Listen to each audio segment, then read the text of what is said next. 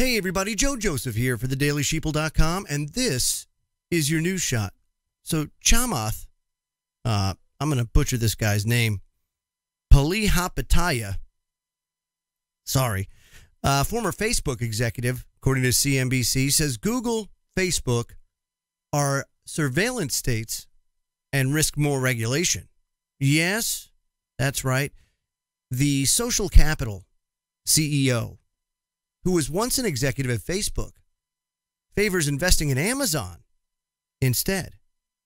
Believe it or not, President Donald Trump has been a critic of Amazon, tweeting his disdain for coverage from the Washington Post, which is a personal holding of Jeff Bezos. But Palihapitiya says he thinks that Facebook and Google face more regulatory risks given the many retailers that compete with Amazon. Now, interestingly enough, I'm glad that this guy brought this up because it truly is part of the surveillance state. However, if you take a look at government regulation, I doubt you're going to see government regulation come in and try to curtail what Facebook and Google are doing because they're in cahoots with the government. And as long as they're in cahoots with the government, you can forget any sort of justice that you might want to see as a result of the power that these social media platforms wield. And you can especially see it with Google, where they're burying searches now to where, say you look up vaccines, you won't find any work on the front, first page of anything anti-vaccine. Everything is pro-vaccine.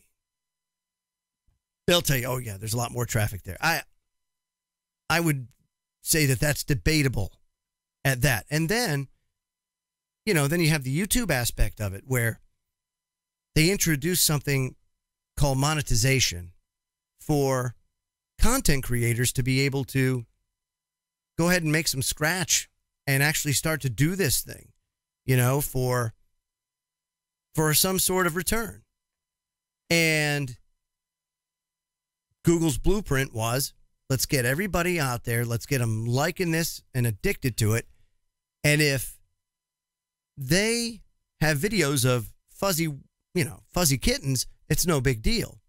But if it's anything that questions the narrative, if it's anything that runs counter to current policy, then they censor it by demonetizing it or limiting the viewership. And they just recently, as a matter of fact, just had a question and answer session. I think it was a video that YouTube put out, an interview with one of the guys that are in charge of the algorithm and what the whole philosophy was. And it's all about, it's all about feeling good, let's not offend anybody. Well, because, if you question the narrative, you're going to offend somebody. And so it's almost foolproof for them. And of course, you look at their community guidelines. They tell you exactly what, this, that, and everything else. Very ambiguous, but just enough to be able to use it with a broad brush. Apply these standards, so they say, with a broad brush. So social media is most certainly very powerful. They've way overstepped their bounds. And it's basically a monopoly because there is absolutely no real competition to a Facebook or a YouTube or a Google because they're just so entrenched. And anybody that gets close, they just buy up. So it would be nice if we had some interventionism in this case to be able to break up the monopolies. But I don't expect that we'll see anything like that in the near future, especially since Google and Facebook have such a large lobbying presence in D.C.